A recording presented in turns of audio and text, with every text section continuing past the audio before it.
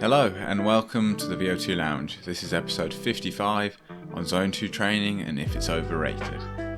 Zone 2 is somewhat of a cult following, I would say now. Pre-2020, people were all about the HIIT train. Now they're on that Zone 2 grind. Whether that's because of Huberman Lab or the Attia Drive, the just general longevity crowd in general, or Iñigo San Millán, for example, who's been on some of these podcasts, been on GCN, been on various different places, and I think he even has his own outlet. I don't know.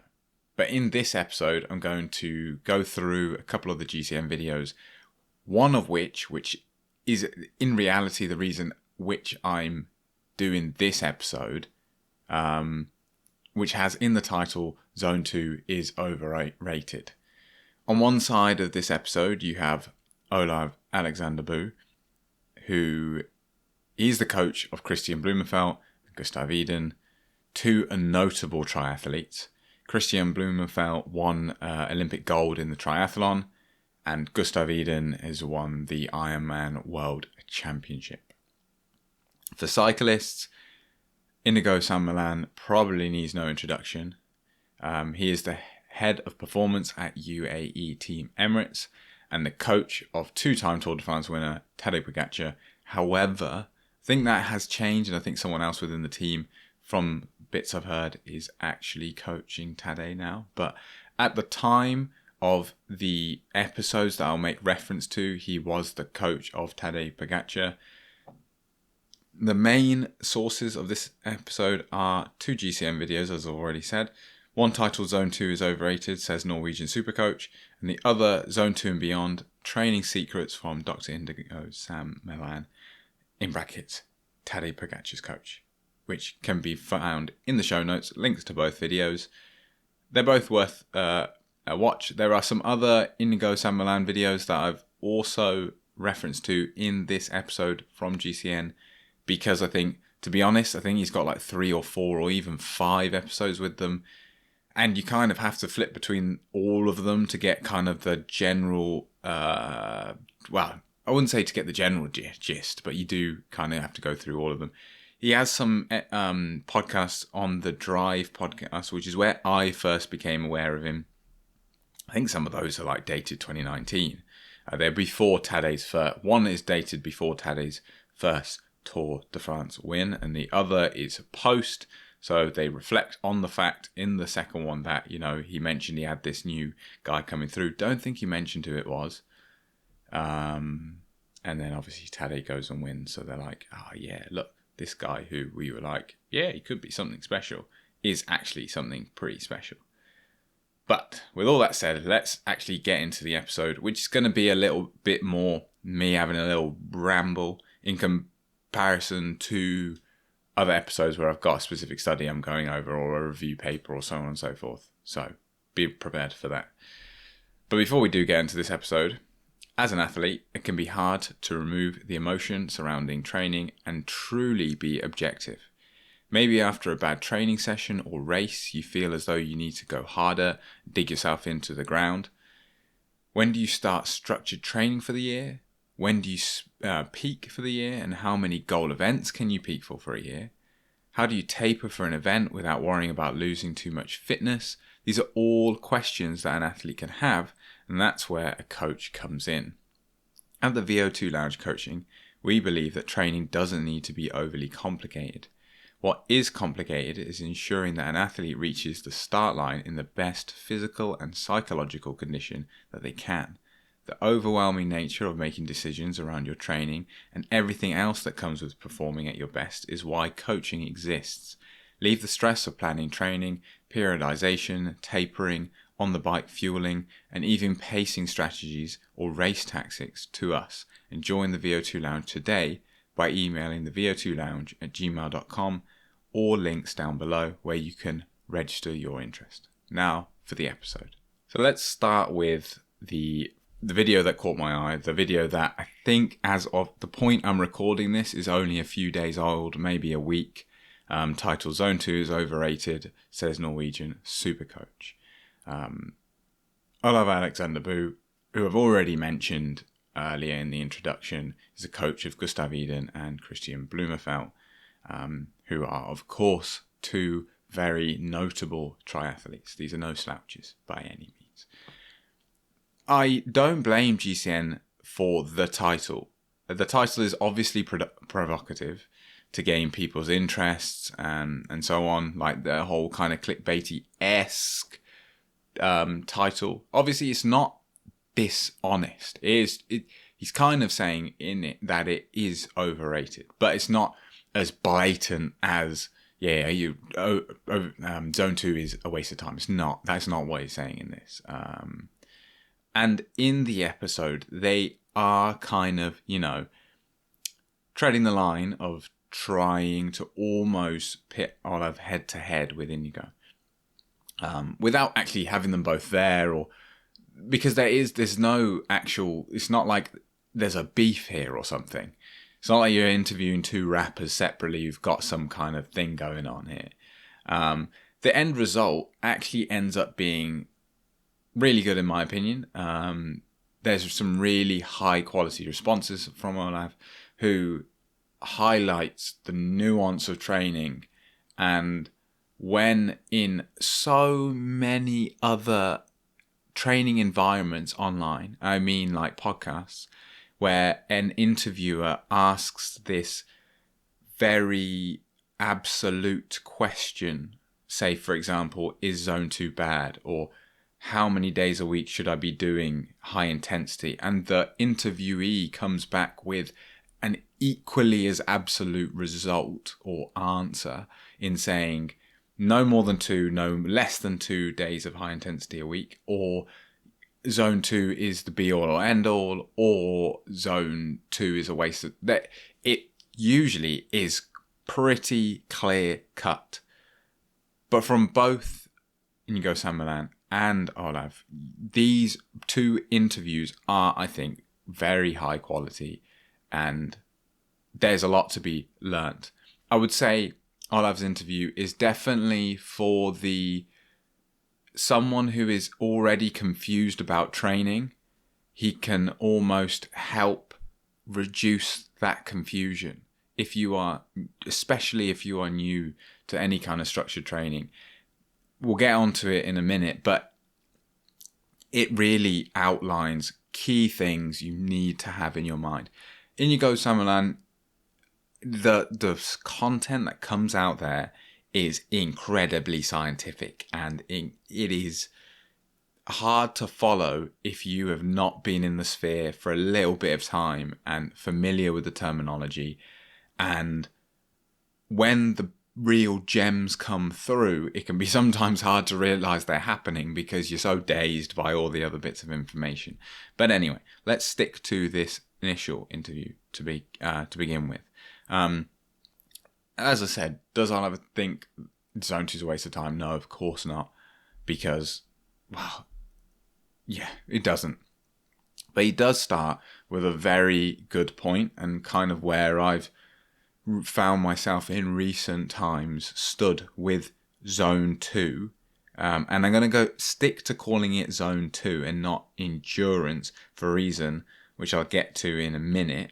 But Zone 2 is shrouded in this idea of improved mitochondrial efficiency and substrate utilization, etc., which is hard to measure for 99% of endurance athletes. We are not capable of seeing what's going on in the cell, so when we do these Zone 2 rides, really witnessing the performance improvements is kind of hard. Yeah, you can say fatigue resistance at your race, but it's far less obvious than my threshold is now 350 watts or something. This is, of course, if you're just doing Zone 2 training.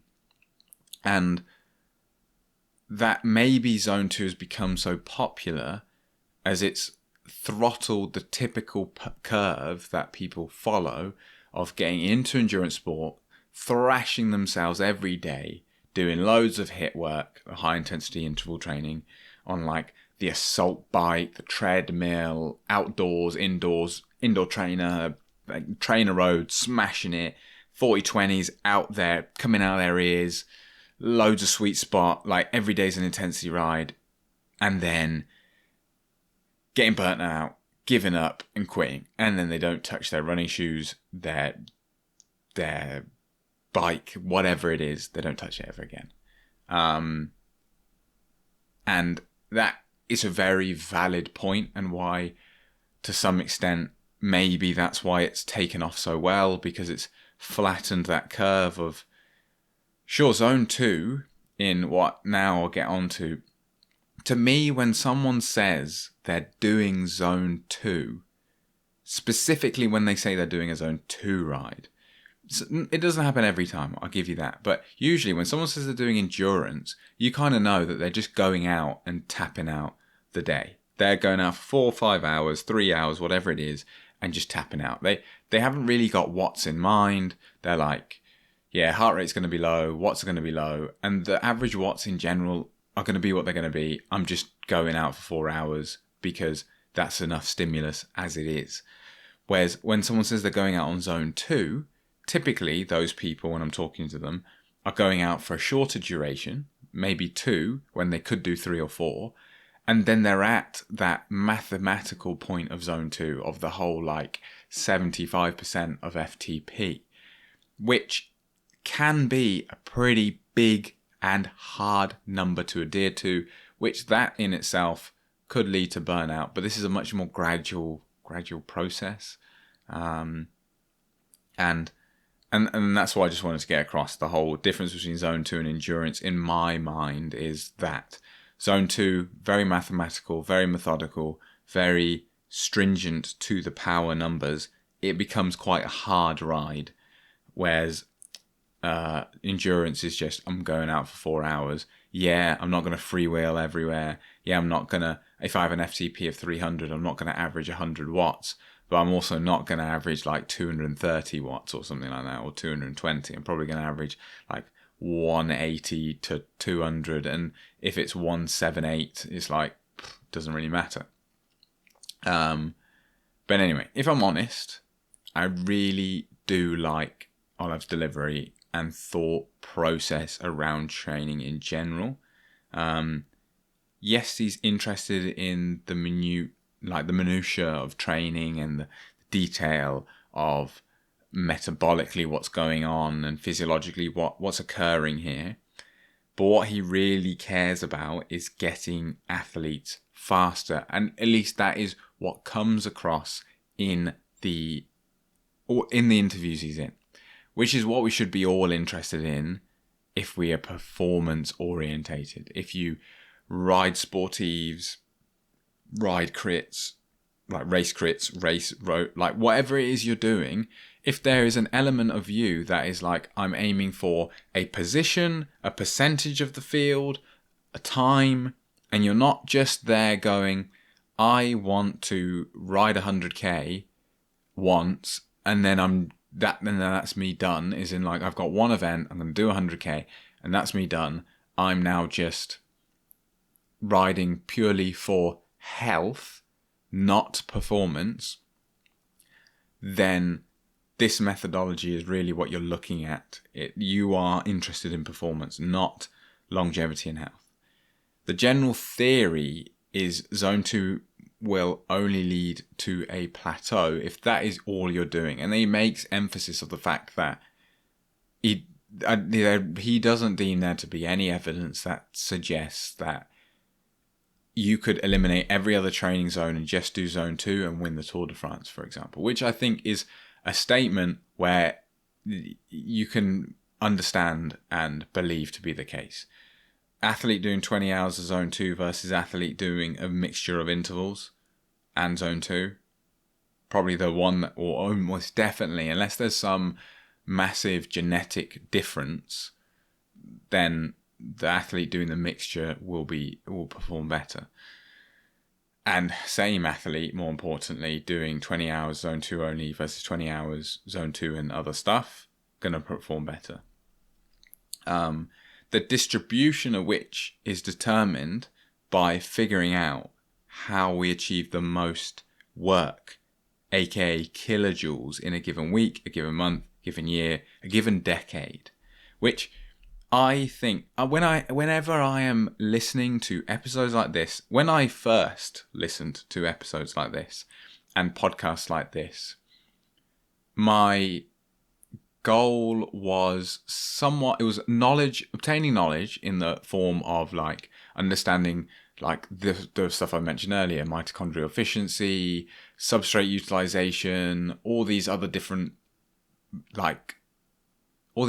words and what they all mean and how they relate to training and how can I implement these lab results into my training to make me a better athlete and so on and so forth.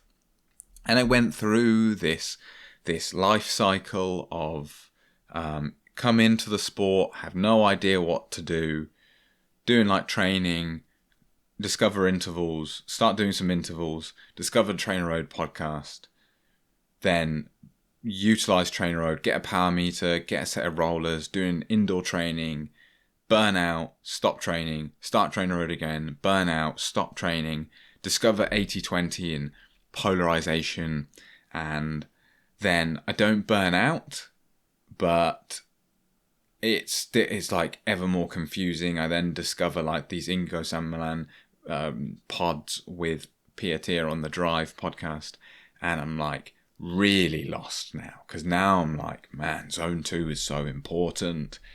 How do I have to stay in zone 2. If I come out of zone 2 for a moment, then I'm like, now it's going to take 10 minutes before I get back into zone 2, and how do I determine my training periodization and all this?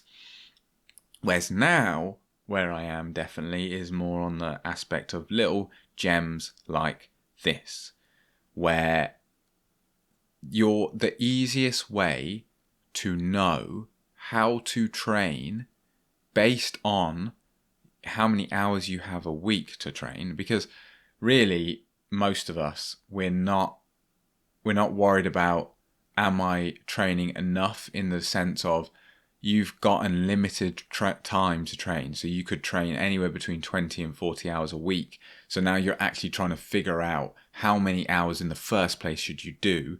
Most of us, it's how many hours can we do, and then determined by that determines how we set out our week. And so whether you're doing 5 hours a week, 3 hours a week, 10 hours or 15 hours a week, you are trying to essentially do the most work possible. And so the only way to achieve that now, because you're limited by duration, which is the biggest determinant of how much work you're going to do. I mean, it doesn't matter how many intervals you do. If you've only got 3 hours, you are not going to do as many kilojoules of work as someone who's doing 15 hours a week. It's just not, unless you can hold 1,000 watts for an hour 3 times a week. Then the person doing 15 hours a week is just going to do more work. But what you have to do is, if you're only doing 3 hours a week, well, of course you're not going to have an 80-20 split of period, like you're not going to be polarized, because the method of achieving the most work is probably going to be one zone 2 ride, which is probably going to be on the weekend, so that it has the greatest potential to be as long as possible. And then your 2 other, say, 1 hour sessions in the week are some form of interval, and you initially, the further away from your event, say you're a crit rider, the way of achieving the most work is probably something like threshold or sweet spot.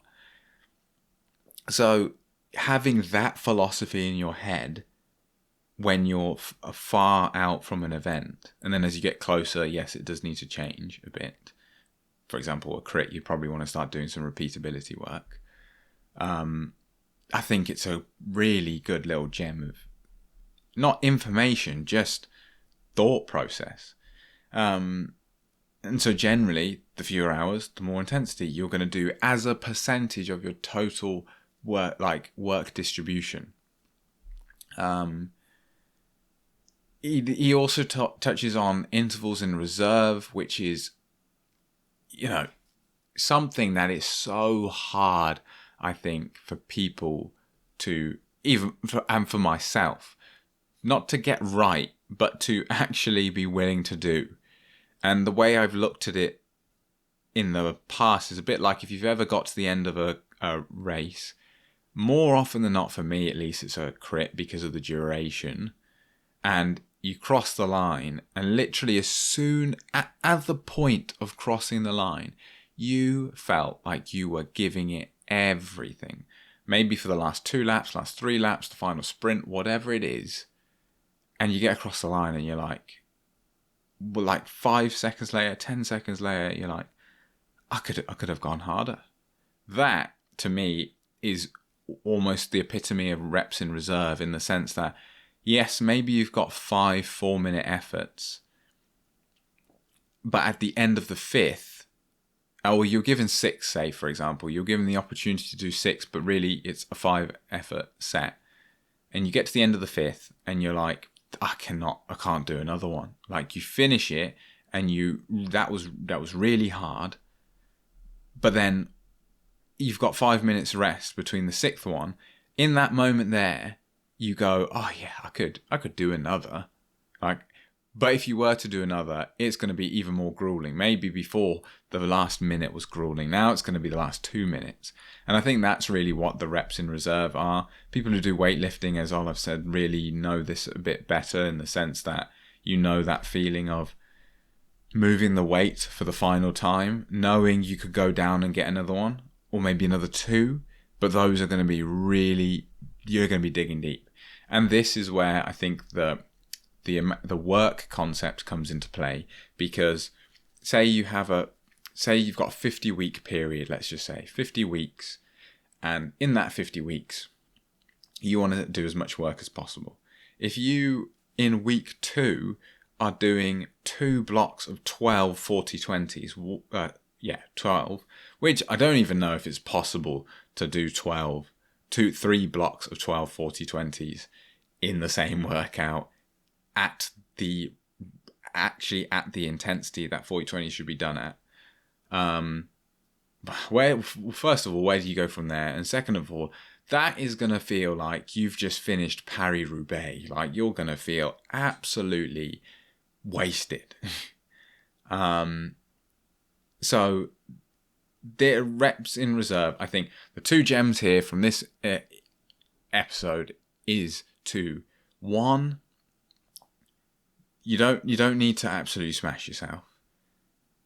And 2, think about your training as how many kgs can you get done in the course of a very long time frame. Now, essentially, Olav, understandably so, is the quintessential representation of the Norwegian method, I would say. Now, a lot of people look at the Norwegian method as like, yeah, lactate testing, VO2 max testing, and a shit ton of threshold. But really, the Norwegian method, if you remove the sampling of the individual, the measurements done to the individual, what have you got left? Well, it's how many hours can we do? How can we maximize the total work, which results in a lot of zone 4, essentially a lot of and you'll see why I used zone 4, because I'm referencing the later bit on Iñigo San Millán, but a lot of this threshold work, and that's where these double days come from, and so on and so forth. You're trying to figure out, how do we maximize the amount of work an athlete's doing? In their instance, it's what I was saying before, where they've got a limited, essentially, time to train, but maybe if they do 30 hours a week, they achieve, I don't think this correlates, but let's just use this number. They do 30 hours a week and they do 20,000 kilojoules in the week. Say then they do 22 hours or 25 hours, but there is a greater proportion of that time that is spent doing these threshold efforts, and then they achieve 23,000 kgs. They there have achieved greater total work done for a reduced number of hours. And still, though we must consider that it's also how consistent can you be. Consistency is key in this Norwegian method of training. They also are really focused on how can we measure performance and measure What metrics can we use to aid us in training? And that I know I was saying strip away the measurements, but that's where these lactate meters come in. That's where power meters come in. That's where VO2 max comes in, because they are now methods of, they're almost biomarkers in a way, to some extent, of the training and the adaptions, and whether methods of going, okay, yes, VO2 max has gone up, but look, speed and performance over this course has gone down. Why is that? Let's look at this, let's look at that. And that's what they're there. They're there to inform, not to say, your VO2 max is higher, performance will be better. You need to also measure performance. They never go all out. Maybe you finish that interval and initially, as I said, you're like, that was hard. But then a minute later, you're like, I can do another. No, stop it there. Finish the session. Maybe even cut sessions short. If you get that feeling on interval 4 when you're meant to do 5, cut it short, because in the long run, you'll do better. You won't burn out. And then, how do we get faster? Without anecdotes, without any nonsense, without worrying about what your watts per kilo are, for example. Yes, watts per kilo are very useful for GC members and people climbing, because it's like, look, if we can improve your watts per kilo, in theory, you're going to get faster.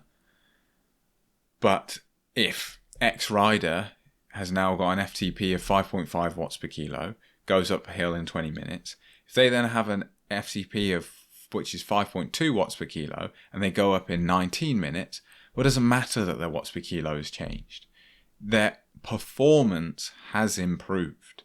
So that's what we really need to be focused on. And that's the summary of that initial episode, and really what the Norwegian training. I know we've done one already a few weeks ago, maybe a month ago, on the Norwegian method, but I thought this episode, I almost now have like bookmarked as like, someone's new, have a look at this, and you say you're 2 months down the line and you've ingested all these bits of information. You're like, threshold, zone 2, LT1, LT2, or pyramidal, polarized, block periodization. Oh, what do I do? You see this will set you straight. Go watch it. It will set you straight. So that ramble went on a little longer than I expected. But anyway, on to the next episode, which was Zone 2 and Beyond, Training Secrets from Dr. Iñigo San Millán, in brackets, Tadej Pogačar's coach. Iñigo San Millán is the head of performance at UAE Team Emirates and the coach of two-time Tour de France winner Tadej Pogačar, as I mentioned earlier. The Mr. Zone 2, or at least, well, I'll get into it in a minute, but because of, let's say, the narrative of everything, Iñigo San Millán is on an episode of GCN, The Drive, all these other podcasts, and the podcast, without a doubt, will either be like, it will have Zone 2 in the title, and making reference to him, and but you watch the video and it's not that Zone 2 is the only interval that exists. But Iñigo has a 6-zone model based on, in his words, bioenergetics. Now, because this is apparently background and, so bioenergetics is the part of biochemistry concerned with the energy involved in making and breaking of chemical bonds in the molecules found in biological organisms in general. Bioenergetic process or processes include gluconeogenesis and the citric acid cycle. So, it's a key part, obviously, and that's what he's saying is deriving his zone model. So zone 1 is essentially your recovery day. He raises the interesting point that people often overlook, and that is that we still use glucose at these very low intensities, even though fat is the main source of energy, or at least should be.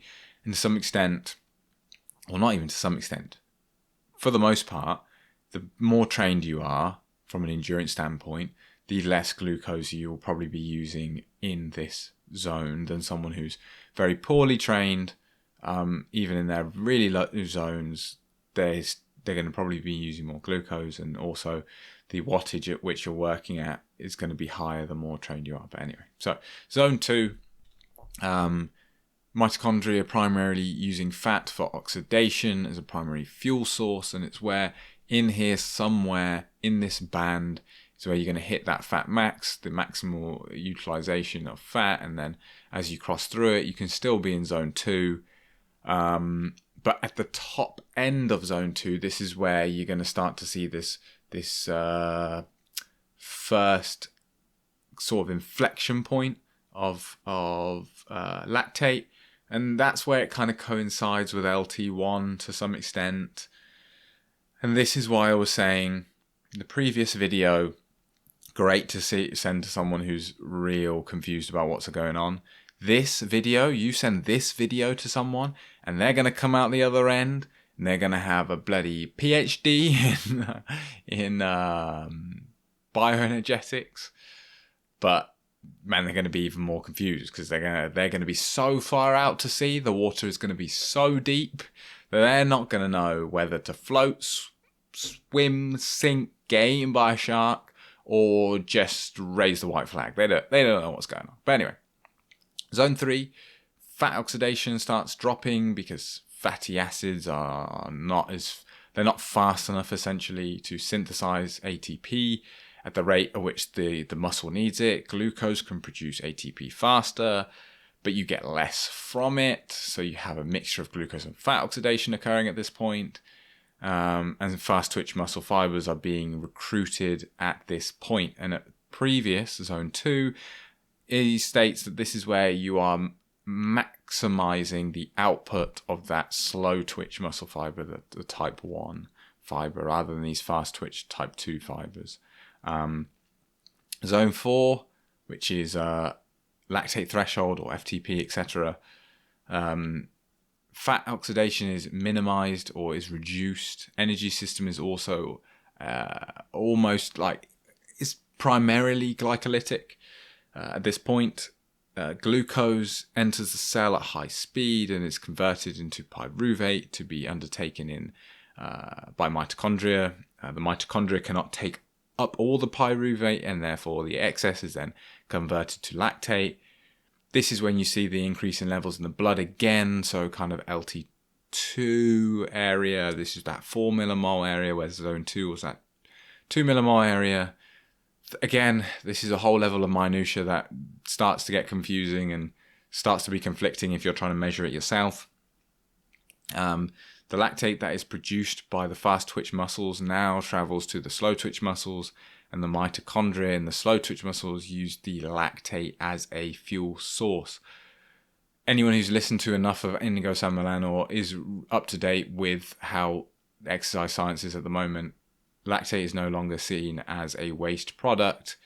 Lactate is actually a preferred fuel over glucose due to the multiple steps required to break down glucose, and lactate is there as essentially what can happen here is this is where the lactate measuring can have a little bit of a fall over point.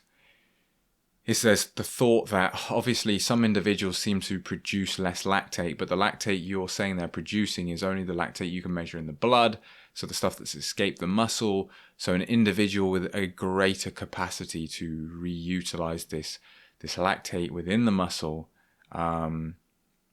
slash their ability to clear lactate, means they could be at a higher percentage of VO2 max for the same blood lactate level, which could mean you're still overtraining the individual, and it's where it gets a bit murky. But anyway, which is kind of where that Norwegian method comes in, because they're not really, at least I don't think from what I've read, they're suggesting you spend a lot of time at this 4 millimole mark.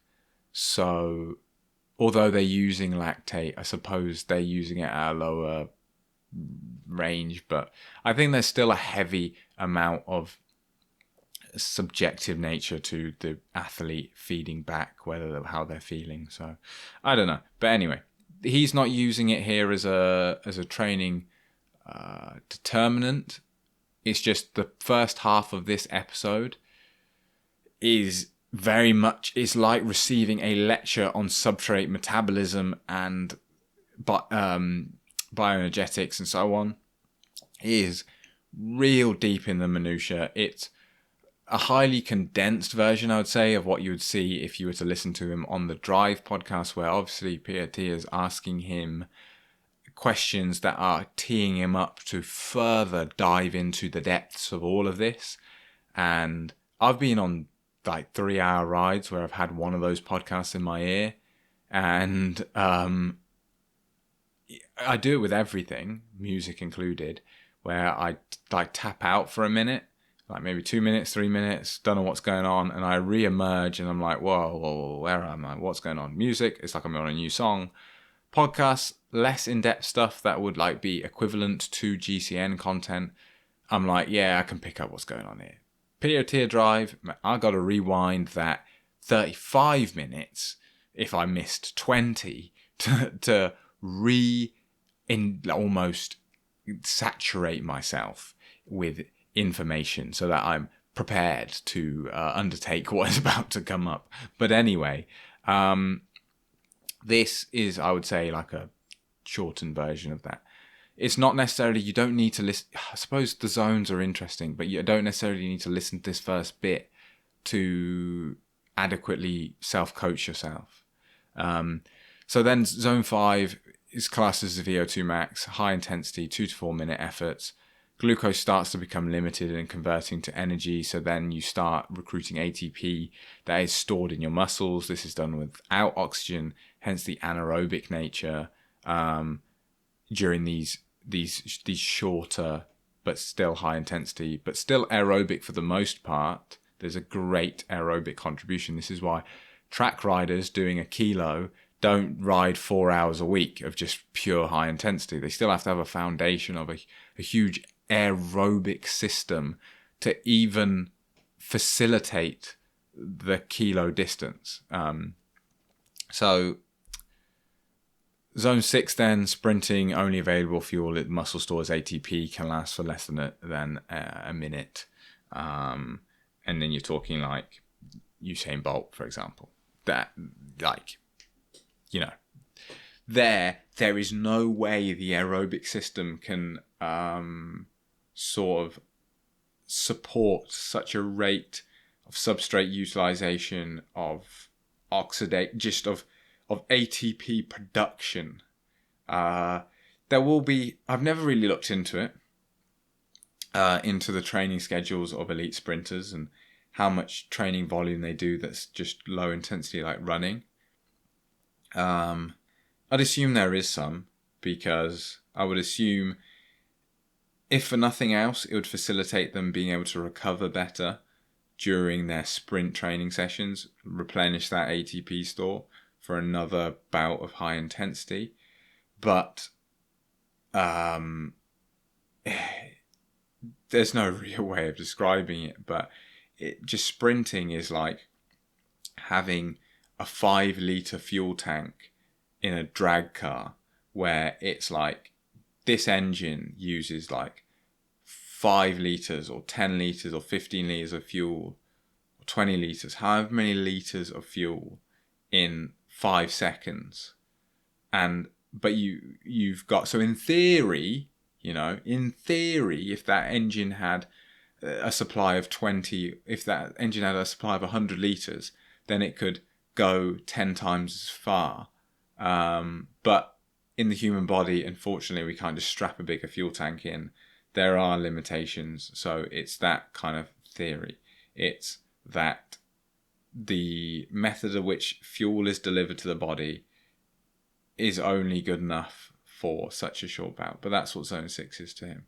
Now, getting into the use of zone 2, the general idea is finding zone 2 is, or at least from previous videos, is, and they mention it in this one, the fact that previously they had stated that it's easier to find. You You just go exercise and you should be able to have this, like, it's kind of conversational. Maybe there's a pause in your breath. Like, you're not going to be delivering a conversation how I'm delivering one now. But it's, for the most part, not that taxing to have the conversation. But it almost best serves people who are currently essentially just doing HIIT every day, which is what I was getting the idea, and is what it's what Olav kind of alludes to in his video. But if you go into the GCN comment section, I'm going to pull one because I think I just won't mention the name of the person because I don't think it's relevant. But there's a comment that is, I used to do 30 minutes of HIIT every day. My thinking was, it's only 30 minutes, but I felt so tired every day. Then I discovered Zone 2 training and changed my routine to 1 hour or more Zone 2 riding every day and just do HIIT 1 time a week. Now I feel good with a lot of energy and got stronger on the bicycle. It was a video that I saw with Peter Attian and Dr. Iñigo, and that changed everything. This video is very informative in overtraining. And really, that's the thing. I think that's the best purpose. And it's why I think if you're performance driven, this can send you down the wrong path to some extent. Especially if you just listen to, for example, this one, and you don't really sit there and think as you're listening to this.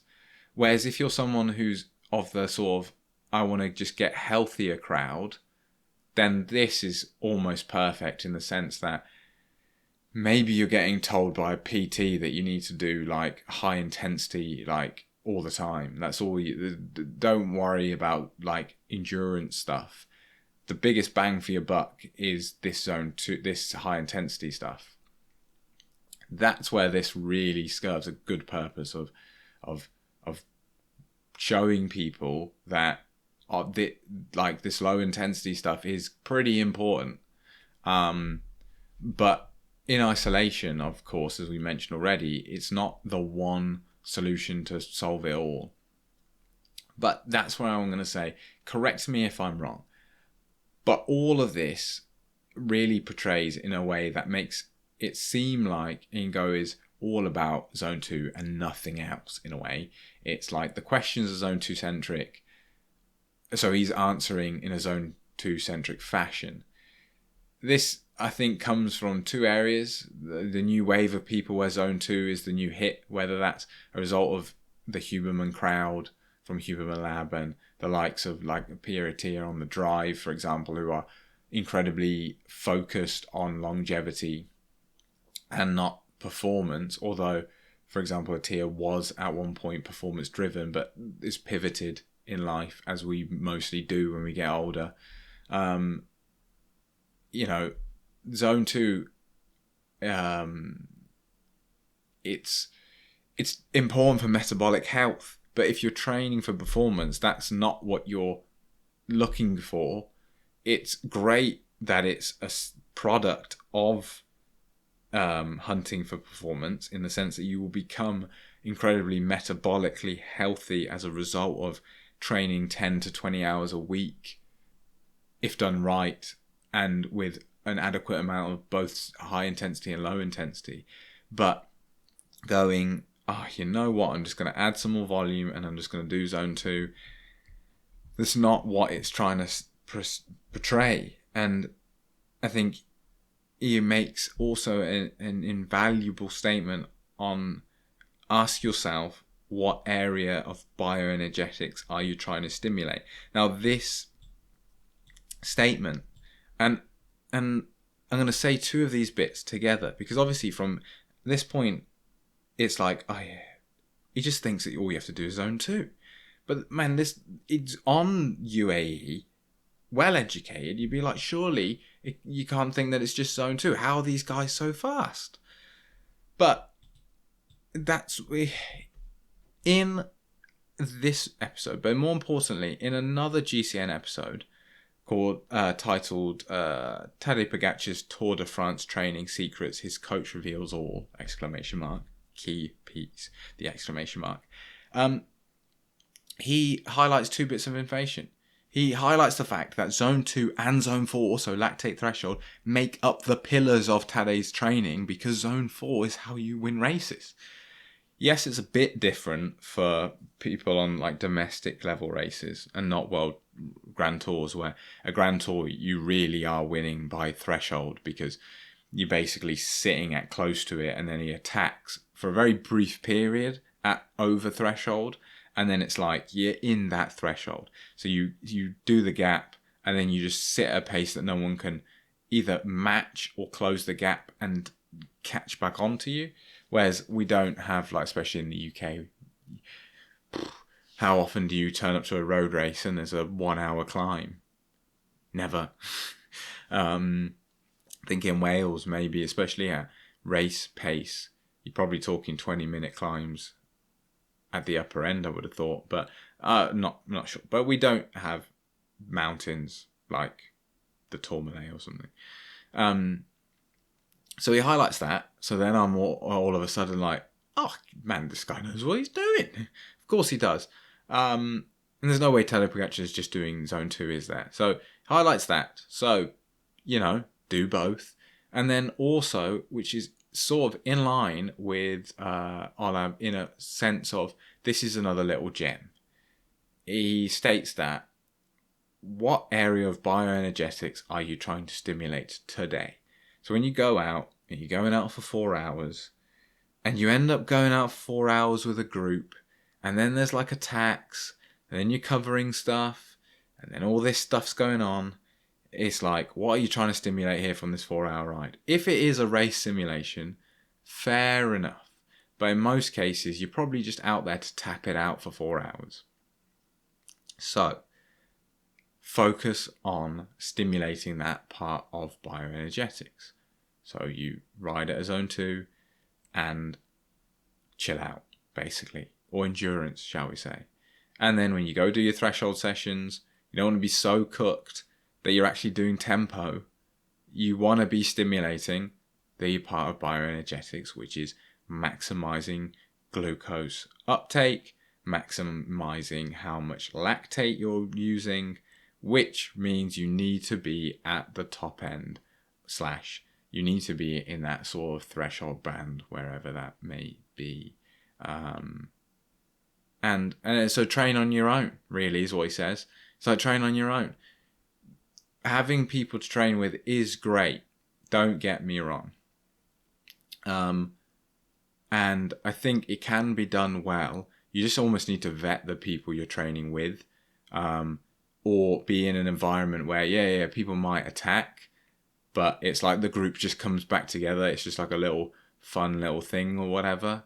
Versus you are on your rivet, or you're just so much stronger than those people that even if they do attack and they're being serious and you have to reel them back in, it's like you're at max, like touching tempo, which versus you're doing an anaerobic attack and then sitting at threshold, and then it's like, by the time you come to threshold, you're so physically and most of the time psychologically burnt out that you don't want to. Really, a group ride, you should actually come back, in my opinion.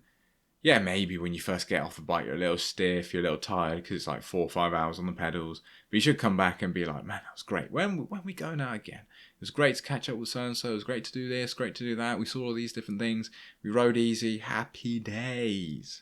And I think that's really what it needs to be. But, yeah. So, little gems of those. Obviously, Zone 2, Zone 4. Think what you're trying to achieve for this day. What is the purpose of this session? And go on from there.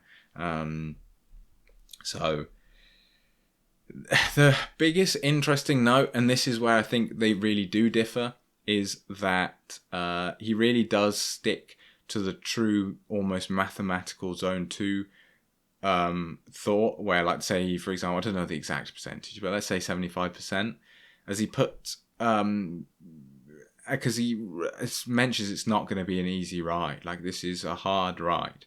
And so rather spend 4 hours at Zone 2 rather than 7 hours, where probably you're at zone 1, for example. I mean, you can see it if you look at the Stravas of riders like Brandon McNulty. Don't know whether he's coached by him directly or it's just a Team UAE philosophy, or whether he was and liked it, so he stuck with it, who seems to generally have a lower volume compared to other pros, like in the 20-hour region. They're ridden hard. Like, you look at the power output and they're not easy rides. And Iñigo himself states he likes 23 to 20 hours a week as a sort of range for athletes, which as a result means,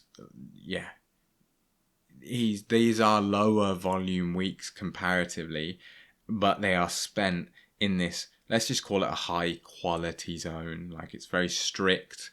I mean, when I look at it, I don't do this, because if I look at my known threshold of being like, I don't know, let's just say 330-ish watts, like in that region. Could I do it for an hour? No. Could I do it for 40 minutes?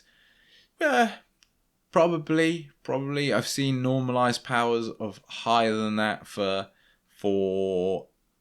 an hour, and I've seen normalized powers of about 300 for 2.5 hours. So yeah, 40 minutes, probably possible. But if we took 330 as an FTP, especially if you got it on from a ramp test. I mean, let's just say I did a ramp test. A ramp test, I could be like 345. Then you times that by 0.75 for 75%, 258 watts. And then if I just use my more reasonable number of 230, it's 247 watts, which is bloody hard work. And even if I go down to 70%, like 230 watts, that's a big number. I mean, he quotes like it could be anywhere from 250 to 300-ish. And imagine if you've got an FTP of 400 watts. Like, you did a 20-minute test at 420 or something, and then you got a 400 watt FTP, and then you go, yeah, I'm going to sit at 0.7. 280 watts. The physiological toll, I feel like that. Clearly, this method works because UAE are successful. But I think where in the general public this kind of slips up is, I think it works with elites because for that very reason, one, physiological specimens, but two, you've got this recovery time which you can actually manage this fatigue. Whereas I think the actual strain of doing these sort of efforts, both psychologically and physiologically, is really hard. Like, I think it takes a certain kind of individual to really thrive on this sort of work. And if that's the case, that's what you're doing, and you've got a job, I think if say somehow you're able to do 15 hours a week or 20 and you have a full-time job, that's already pretty taxing. If you do 15 hours a week and like 13 hours of it are at this sort of intensity, I think you'd cook yourself. I may be wrong. Feel free to like email me or go onto the Discord server and show your training and say, look, this works for me. This is how I managed it with a job. But I think it's, for non-elites or full-time people, this could cook yourself pretty easily.